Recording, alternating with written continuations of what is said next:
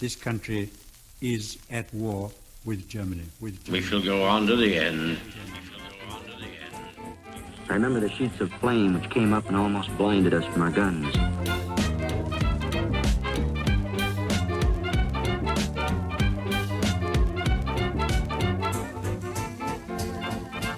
Hello and welcome to another episode of the World War II podcast. I'm Angus Wallace. I have something slightly different for you today. In this episode, I'm joined by Dr Joseph Quinn from the University of Oxford's Their Finest Hour team. Their Finest Hour is a crowd-sourced history project. But before I give it all away, Joseph, thank you for joining me. I wonder if you could start by telling me what the project is. What is your elevator pitch? The elevator pitch for Their Finest Hour is essentially this. The Second World War is fading from living memory. This is because the wartime generation, the generation that lived through the Second World War, that experienced it, that fought the war, are gradually slipping away. And we're really now down to those who are children and teenagers, adolescents, and maybe possibly in their early 20s, who may have remembered working in a factory or seeing service in some meaningful way towards the end of the war. But in terms of the wider veteran cohort, and most of our veterans, most of the veterans from the Second World War in many countries have now sadly departed. The utility of doing this project now rather than at the centenary is twofold. We will be capturing public knowledge at the moment that the war is starting to fade from living memory. We will be able to survey the stories and also the historical context within which these stories are framed within the minds of the British public and also the public of Commonwealth countries, Australia, Canada, New Zealand, South Africa, and also formerly the Republic of Ireland as well. The Republic of Ireland will also, as will Northern Ireland, will fall within the purview of this project. The reason it is important to survey people now is because it's very important to understand how the Second World War is framed within people's minds. It is very important for us to be able to survey the extent to which people have engaged with the Second World War, the way how knowledgeable they are about the conflict, and also, more importantly, where they place their own particular family contribution within this conflict, and how well they're able to gel or fuse their own knowledge of their family story or the stories that have been handed down with factual historical reality. This project will be as much about capturing the ways in which the war has been mythologized within the British mind. And it's very important that we do this now, and this for one particular reason, because we've had the experience with our precursor project, Lest We Forget, of running that project at the moment of the centenary of the First World War. And what we came to understand from doing that project at that particular juncture, it was very successful, but there was a general realization that this project had come too late because the living memory of the conflict had completely faded, and suddenly a disconnect had emerged between the people who were relating these stories and who were conveying this physical heritage to us at our collection day events and the actual real tangible memory of this conflict. If it had been done in the 1990s, the living memory probably would have been there in fairly good working order because of many of the veterans and eyewitnesses were still alive. The 20 years passing between the 80th anniversary and the centenary had proved pivotal in actually eliminating to a large extent the living memory of that conflict, because the living memory of those events were no longer there. And so this is why we're doing this now. We need to strike now, and we feel that we'll get the best possible results if we do this now, and perhaps even carry it forward for the next few years, if that is at all possible, funding permitting.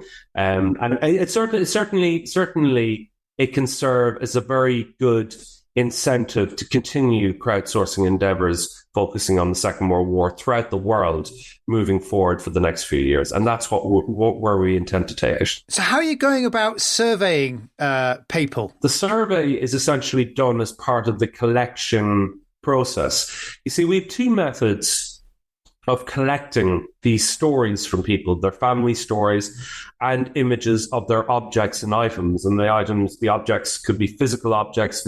They can include a children's gas mask. They could include, we had one item that was submitted to our archive that was a rupee coin, an old Indian rupee coin from the time of the British Raj in India, which essentially stopped a sniper's bullet from entering the heart of the father of the person who submitted that particular story.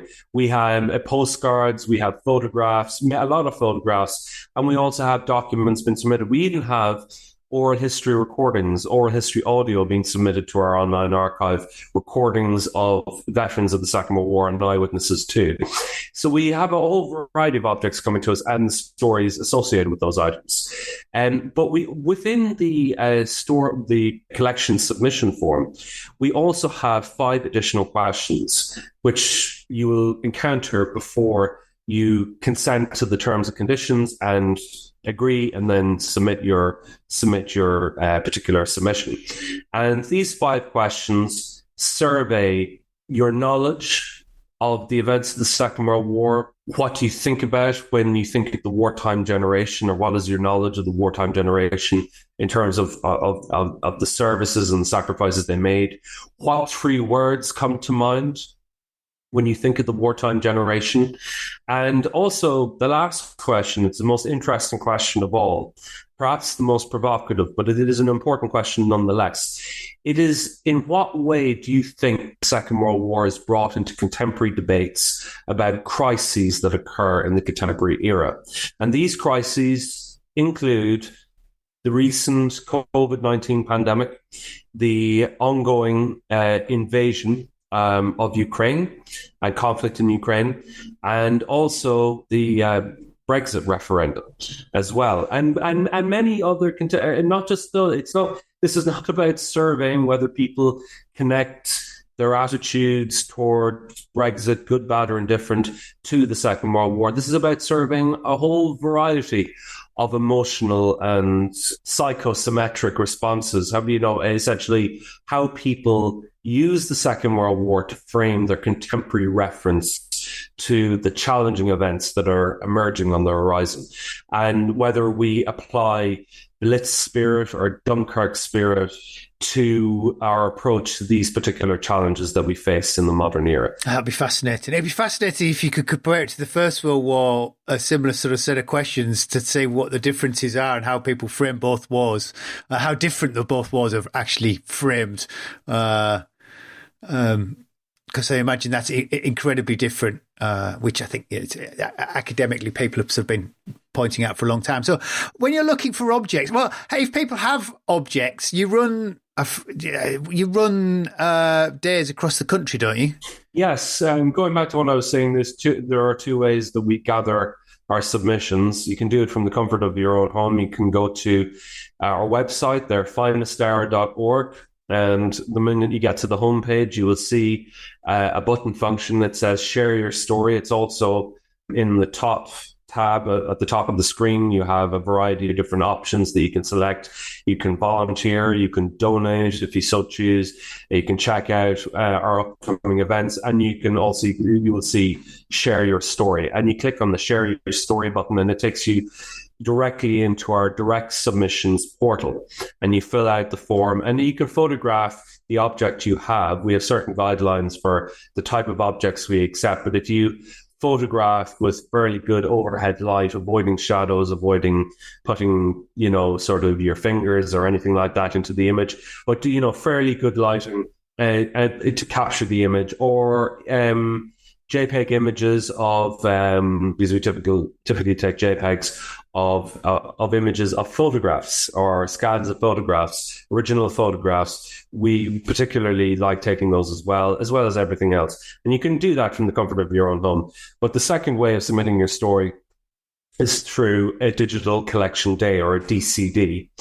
And we are going to be holding, I think by the time the project is concluded, we'd have coordinated the hosting of hundreds of these digital collection days, because we are getting interest and we are signing up people to do events all the time, every week. During one weekend in September, we will have 12 events alone, with it running within a 3-day period. And typically these events tend to happen during weekends. I will tell you one event that we have upcoming. We have an event happening on June 17th in Belfast, and this will be held at the famous Linen Hall Library. And they have embraced this project very eagerly. This institution is partnering with us in what is known as a joint event. And a joint event, it's different from other events that we're holding.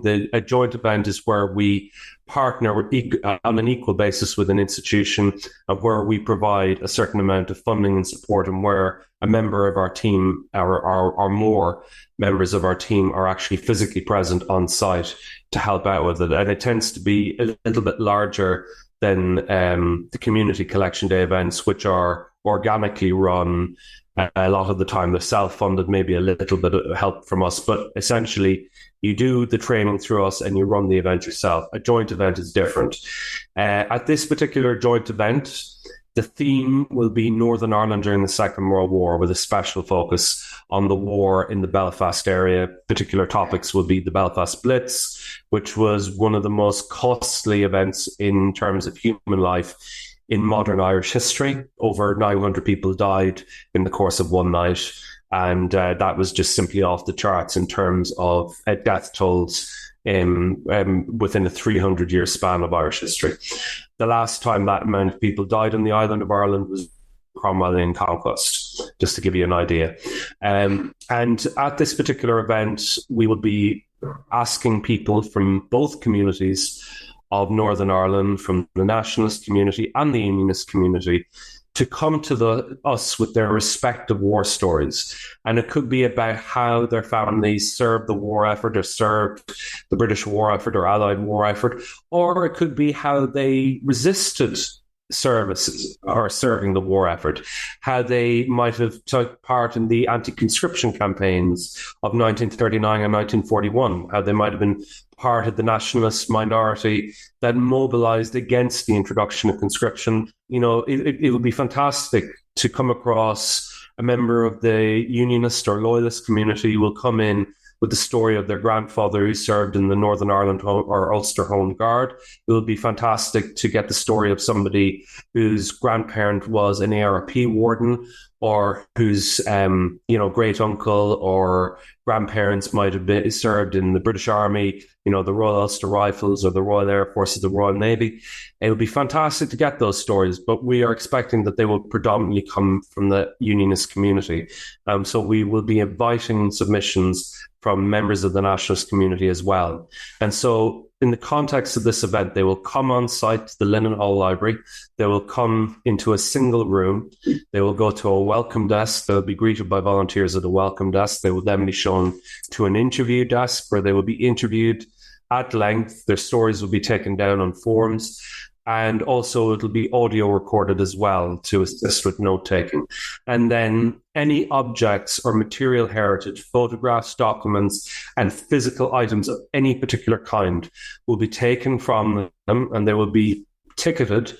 It will be exactly like a cloakroom system, only it's a very quick in and out process, and they will go into the digitization stage, which is the third stage of a collection day process. The collection day might also involve the opportunity to host a talk, an expert, a qualified historian with local knowledge of the Second World War in that particular part of the UK. In this case, it would be Northern Ireland, so you could have a guest speaker speaking about the Belfast Blitz, or about Northern Ireland's incredible industrial output during the Second World War. Or you could have reenactors on site, dressed in original uniforms, holding original weapons. Yes, there's all sorts of creative opportunities at these joint events. There's the opportunity to have a festive kind of event where our digital collection day forms part of a much wider kind of creative event. And these events can take on any particular form. And in terms of the smaller events that take place, I mean, they could be held at parish halls, they could be held at schools, they could be held at local libraries, they could be held by universities. At least 3 or 4 events are going to be taking place on campuses of universities, including one that will be going to be taking place at the University of Ulster. There is no limit to the kind of venues, or no particular restriction on the kind of venue that you could use to hold this event. It could be held in a great town hall or in a small parish hall. It could be held in a classroom, or it could be held in an outdoor area. Another event that we're working on is an event with Coventry Cathedral, held in the space where Coventry Cathedral originally stood before it's bombed, where the ruins are currently, and it's planned as an outdoor event. I could see it being a really good day out, because I was just looking at your the map and the arrow of where they are on the website. And they are across the country. There's one actually not far from me in York, in the next New York Army Museum. And I was sat there thinking, I wonder if I could, if my daughter wants to have a day out at York Army Museum. But what are you looking for? Are you looking for objects with stories, or stories without objects, or is there anything specific you're really looking for? We are looking for both. We are looking for stories with objects, but we are also looking for objects with stories. The rupee story is an example, okay? And I want to use this example because it is a story that's very short, but it says so much that you could nearly imagine a novel, a Booker Prize novel been written about it. And it's the story of the lucky rupee. And it was submitted to us by a gentleman who just basically wrote a short paragraph of no more, I think, than 5 sentences.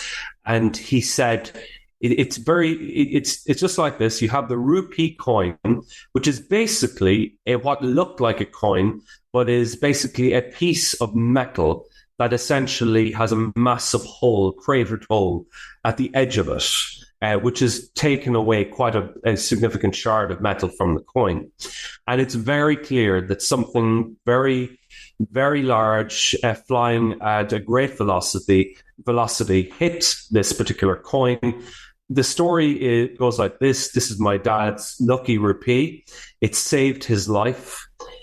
When serving on the front line in Burma, a Japanese sniper's bullet entered his breast pocket, the breast pocket of his tunic.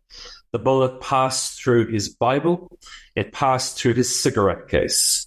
The bullet was stopped by a loose rupee coin jangling around behind the cigarette case and the Bible, and it stopped the bullet. Had it not been there, the bullet would have entered his heart. And that's where the story stops. That, to me, is probably, it will definitely be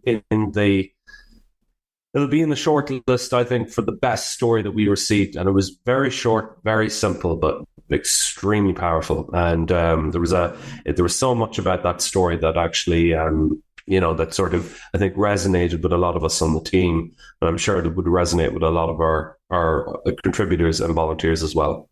Are you also looking for sort of home front social history sort of stories and objects, rather than just sort of a military perspective of the war? Absolutely. This is not at all confined. Like, obviously, we want to take as many stories as we can about service in North Africa, in Burma, during the Battle of Britain.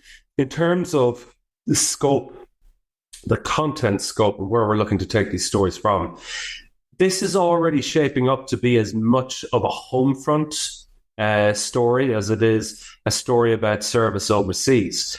And we're getting a lot of stories from the home front. We're getting stories like, for instance, we had one story submitted to us, which is an extract from somebody's memoir about the Canterbury Bliss of June 1942.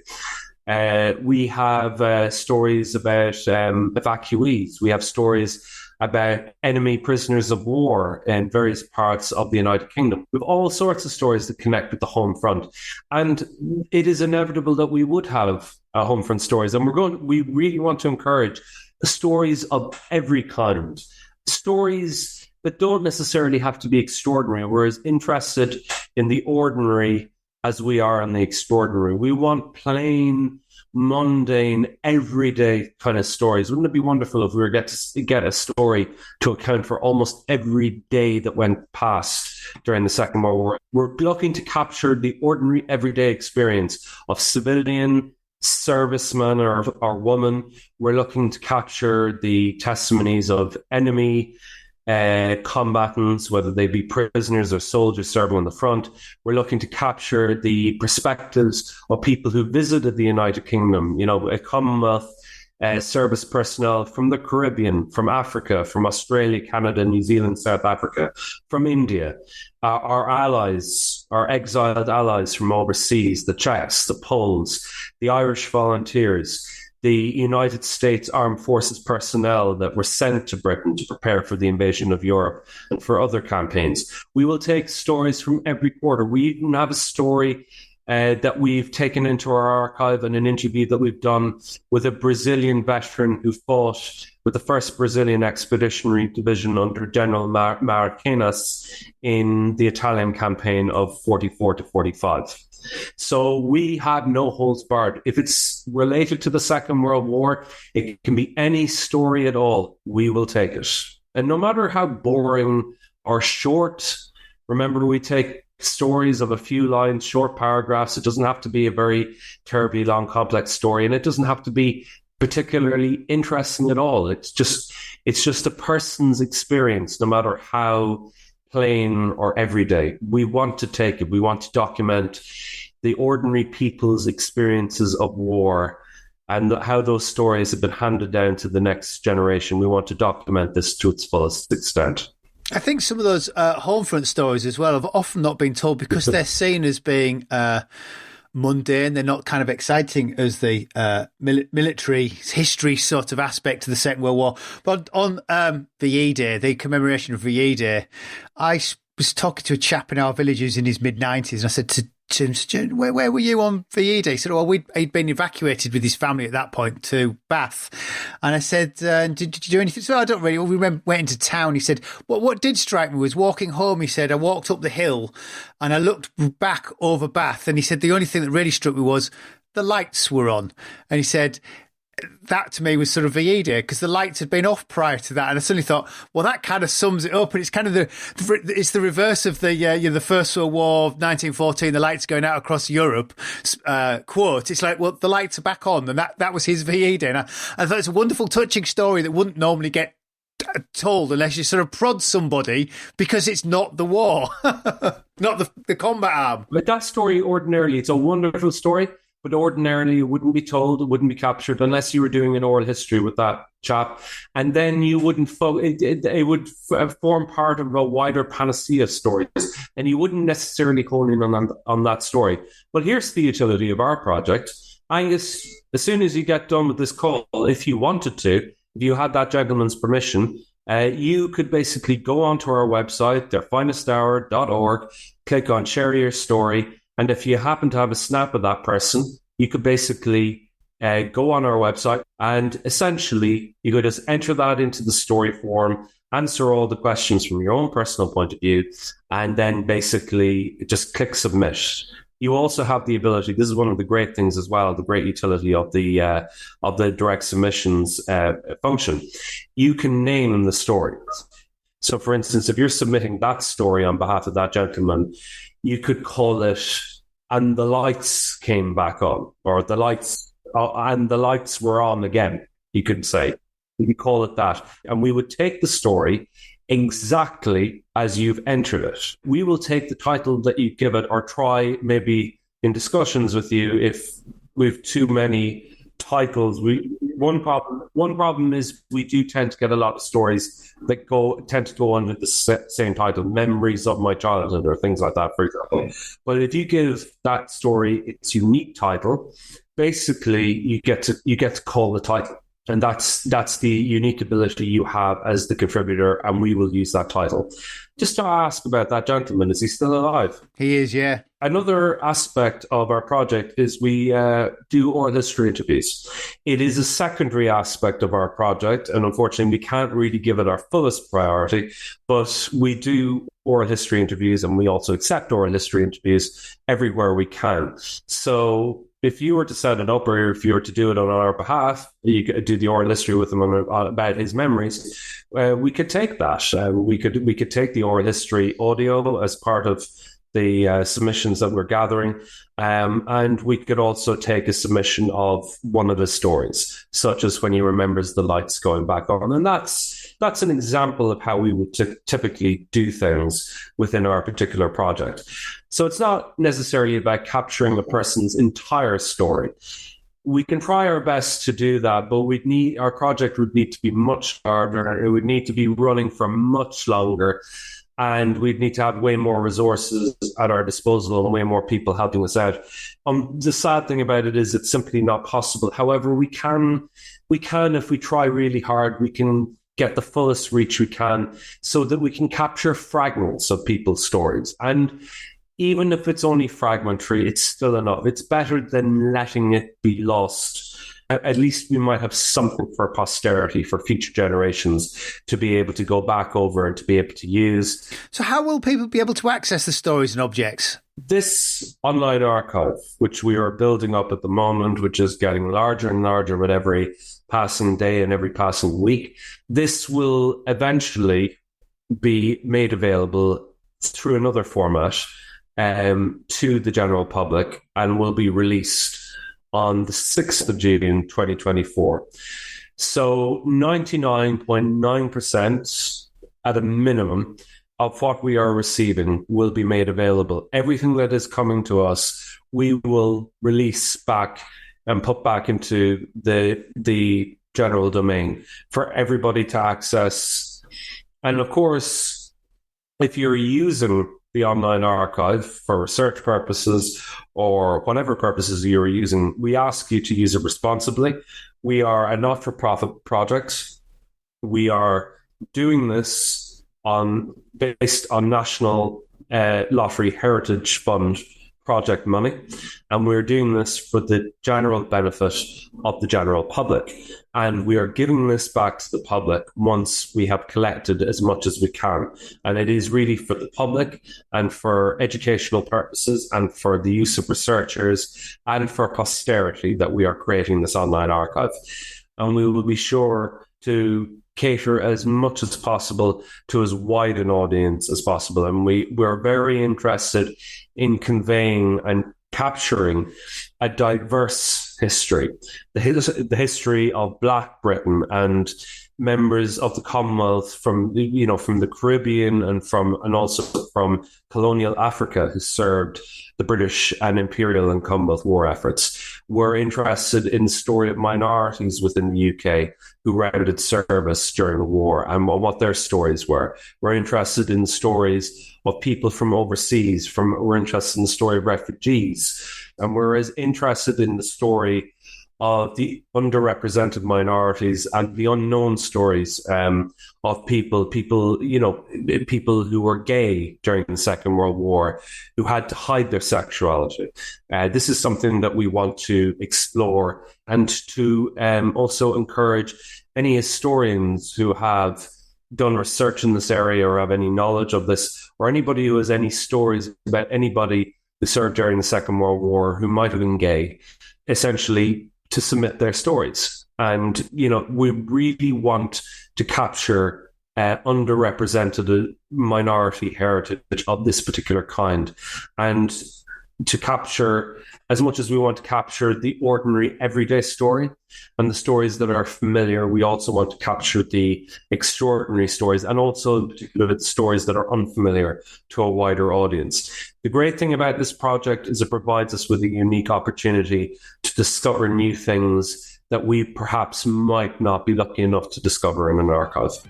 We're going to take a short break. We'll be back with you in a moment.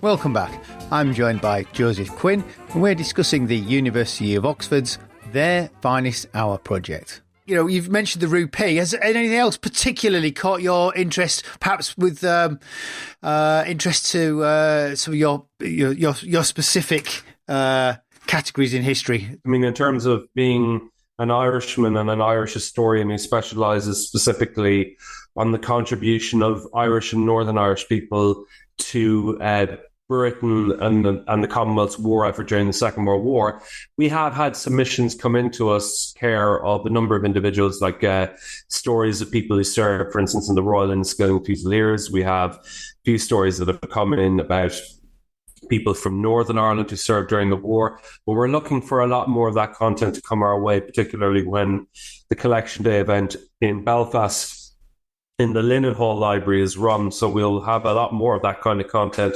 coming to us soon. It is also important to remember that service in an Irish regiment doesn't necessarily make you an Irishman. You become you're an honorary Irishman. In other words, what I'm trying to say is there were a lot of English soldiers who served in Irish regiments. Some of these English soldiers might have had Irish antecedents, Anglo-Irish or otherwise. It's important to remember that during the Second World War, a lot of the existing Irish regiments in the British Army they were territorially affiliated to Northern Ireland because of the fact that Southern Ireland had left the United Kingdom at that point, and Southern Irish regiments had been disbanded in 1922. A lot of those Northern Irish affiliated Irish regiments in the British Army had a composition of soldiers from Northern Ireland, from Southern Ireland, and from other parts of the United Kingdom, as well as other parts of the Commonwealth too. That was kind of the case for a lot of regimental battalions in the British Army. They didn't necessarily all come from the one geographic location. It was a real mixed bag. Like, I'll give you an example. You have, in terms of a very interesting object or item that I came across, I'm very interested in the story of a butcher from Cornwall called Bill Jewell, who served in the Royal Scots Greys, this elite Scottish cavalry regiment, which converted to tanks during the Second World War, served in North Africa. And then at the end of the Battle of El Alamein, after an advance into Libya, was pulled off the line. A lot of its members were exhausted and they'd taken a lot of casualties. And Bill Jewell, who was serving in one capacity or another within the Scots Greys, spent Christmas of 1943, I think it was, 42, 43, in Jerusalem. And he was a Cornish apprentice butcher far from home. And what does he do? He's thinking of home, and he takes hold of a block of Palestinian stone, and he carves a pasty from it. And yes, and it's known as the Jerusalem pasty, and it's one of a number of Second World War related items that you can find in the Museum of Cornish Life in Helston in Cornwall, which is a museum that I would advise everybody to see. It's a very, very, very nice museum, and it has its own Second World War section there. And I was involved with that museum for some time myself. But that story, that particular story, if you see the picture of Bill Jewell in his uniform, you know, what's a guy from Cornwall doing in the Scottish regiment? Well, that was the way the British Army was in those days. And people got around, they were mixed around, and they got to a lot of places. And it just goes to show you how people from different backgrounds, from, you know, sort of different cultural origins, different regions of the world, find themselves in the most unlikely of places, sometimes in the most unlikely of uniforms, and just end up having some fascinating stories to tell. And the Second World War is a conflict that's filled with stories of this kind. And it's all a case, going back to the importance, the utility of the project, is the ability to soak up as many stories as we can while the opportunity is still there. Yeah, and it's funny because I spoke to my aunt not long before she died. And then at her funeral, her kids had some photograph albums out, and I'm flicking through them, and one of them was what looks like a stone in water or a rock in water. And I said to them, do you know what that is? And they went, no, I have no idea why that's in my mum's photo book. So that's her husband was a radio operator on Sunderland flying boats over the Atlantic, and they flew out of Scotland and they flew to Rockall, the island, they rock in the middle of the sea. And they flew out. When they saw Rockall, they turned around and flew back. And on one trip, he took a photograph of Rockall, and that was where they flew to. But the funny thing is, if you didn't know that, you had no idea what that could literally be a 10-centimetre stone in a puddle of choppy water, or it could be an enormous island in the middle of the sea. But, and they had no idea because nobody had sort of bothered to ask what the story of the stone in the water was. And it was only at a funeral. So that's Rockall. That's where your dad flew to on his long submarine hunting missions.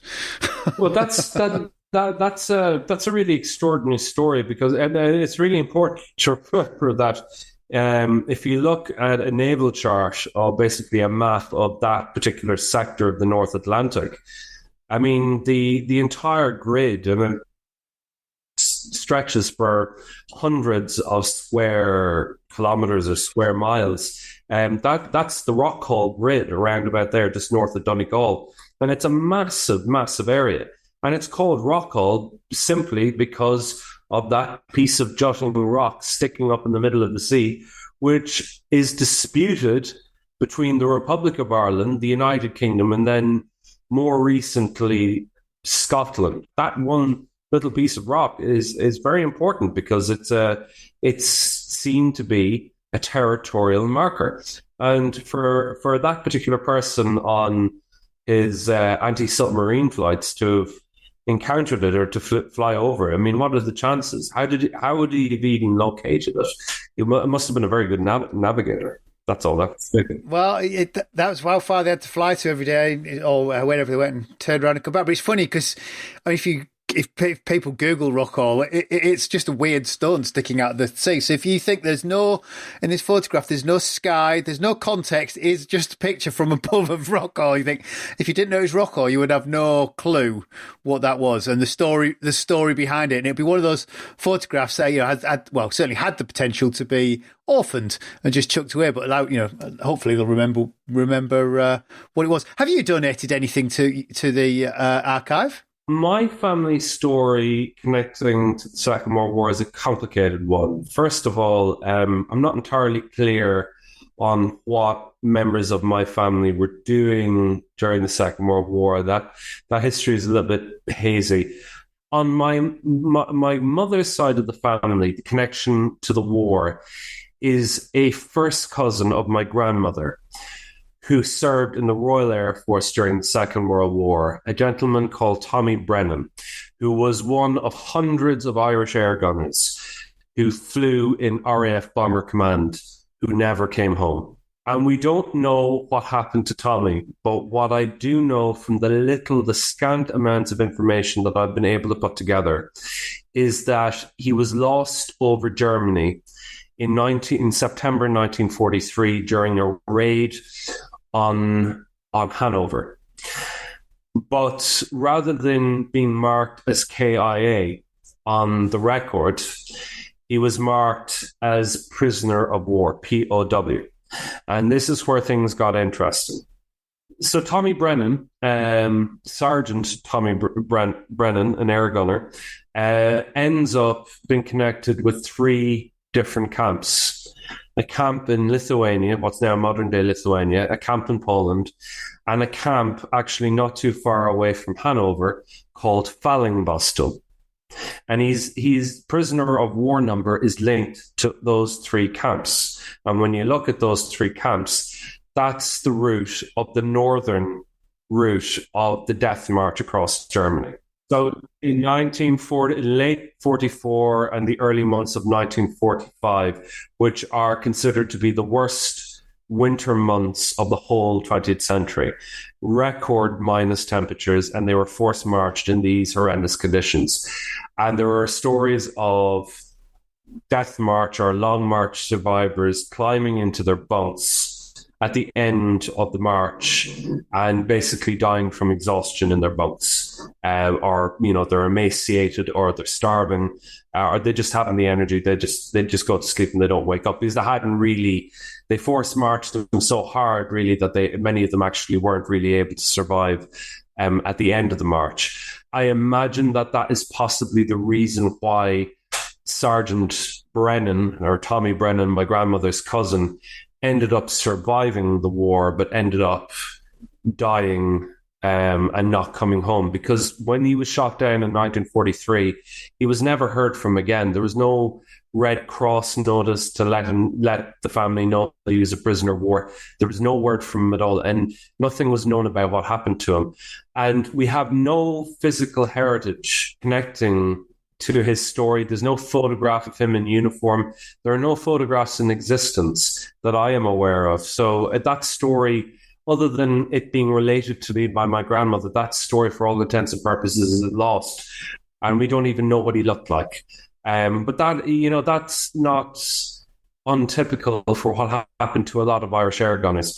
But this is a story that we know about in quite a lot of detail because of the fact that in an oral history interview in the 1990s, a Franciscan friar who served in the Royal Air Force had received hundreds of letters from the families of Irish air gunners who never returned after they went off to war.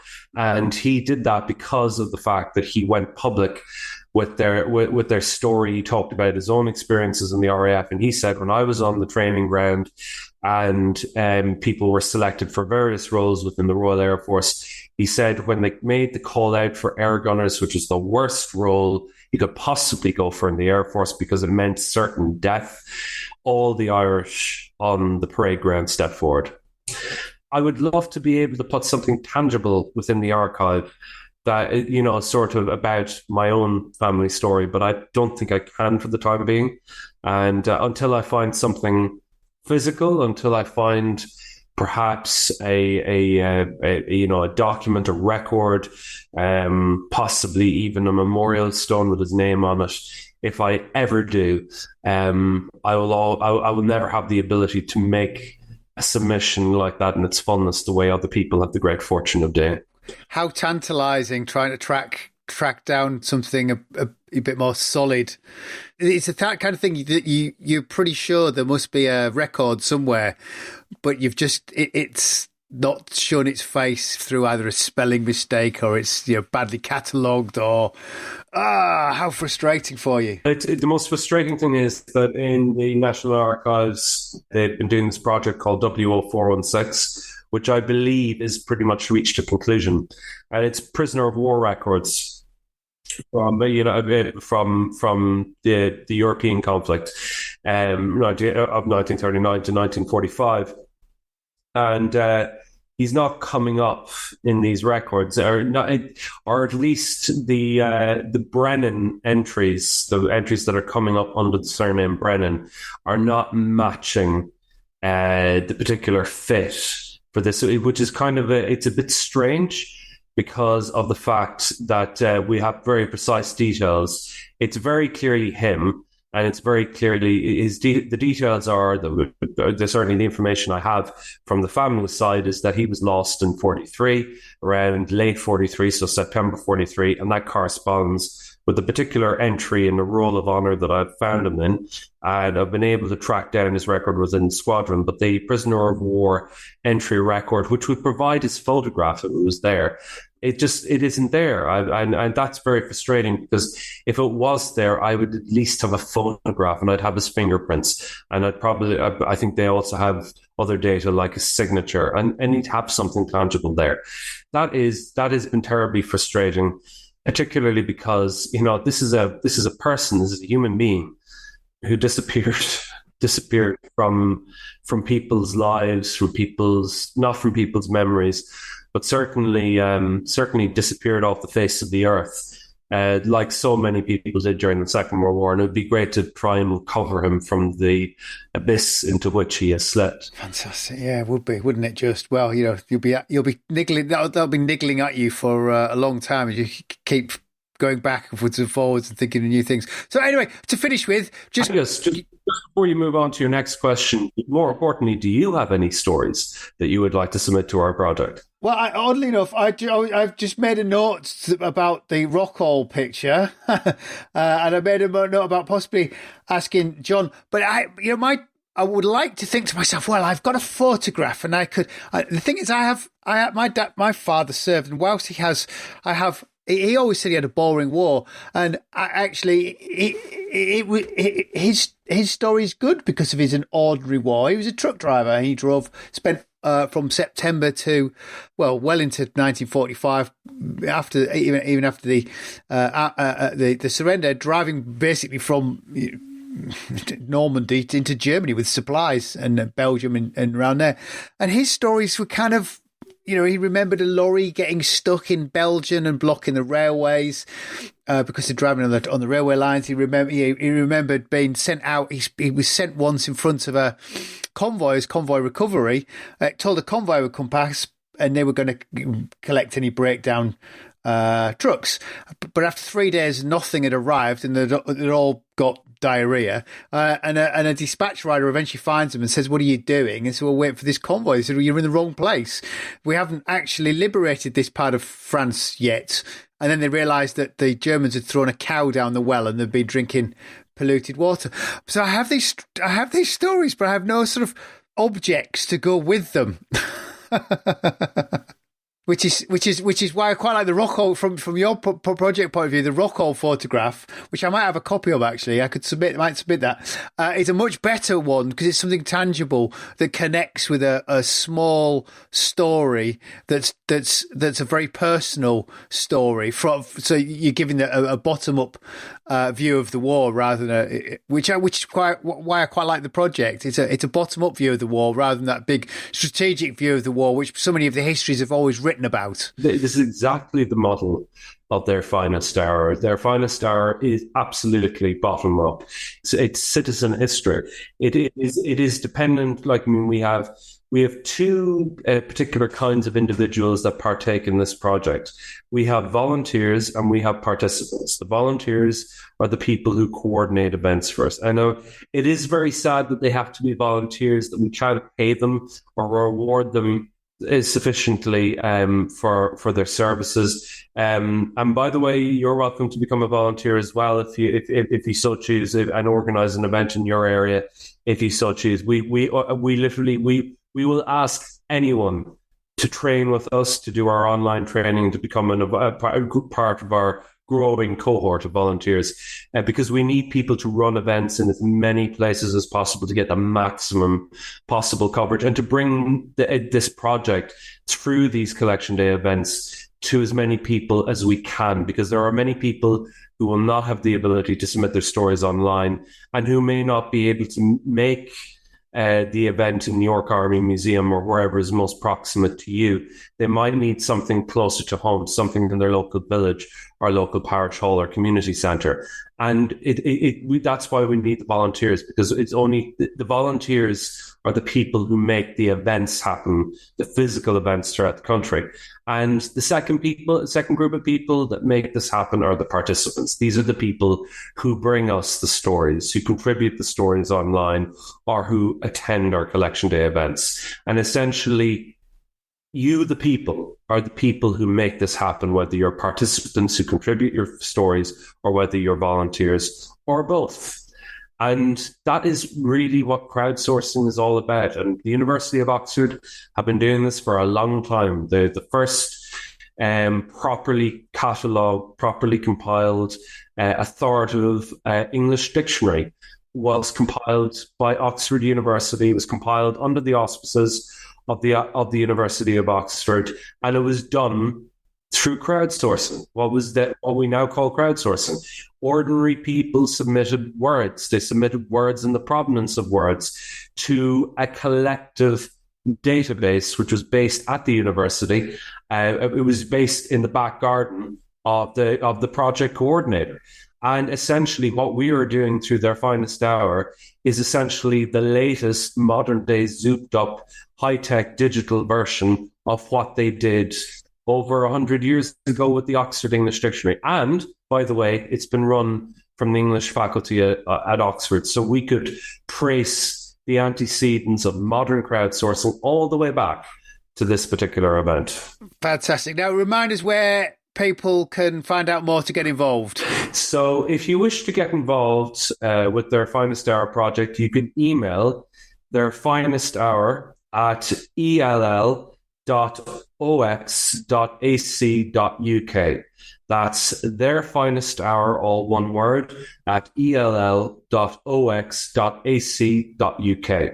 You can follow us on Twitter. We are also available on Facebook and Instagram, and you'll be able to follow us. If you basically enter us into the search bar, we should come up. We also have a podcast, their Finest Hour podcast, which is available wherever you find your podcasts, Apple, Spotify, Google Podcasts. In addition, also, if you wish to visit our website, as I've mentioned before, we are available at theirfinesthour.org.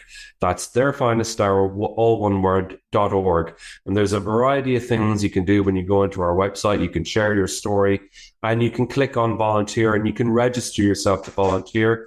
You can see our upcoming events, and you can also donate to our project if you so choose. So there's a variety of things that you can do through interacting with our website. And we are open to whatever contribution you choose to make, or none at all. And it's also very important for me to point out that if you choose to submit a story to our online archive, but for any reason you feel that story needs to be withdrawn, whether you didn't actually obtain the permission of the relevant family member who might own the story or be the holder or the keeper of that particular story, or whether the person to whom that story concerns is still alive and isn't quite comfortable with that story being in the public domain, or whether you are subsequently uncomfortable with that story being released to the general public, you can reserve the right to withdraw that story from our archive, and we will remove it. Excellent. Well, Joseph, thank you. Loyal listener, just to reiterate, if you want to submit something to the project or find a collection day close to you, head to theirfinesthour.org. I'm still not sure where we are for the next episode. I think it will be either post First World War Germany, or we'll be discussing Italy. Or perhaps I'll try and slip in another extra this month. I guess we'll find out next time. But until then, I'm Angus Wallace, and thanks for listening.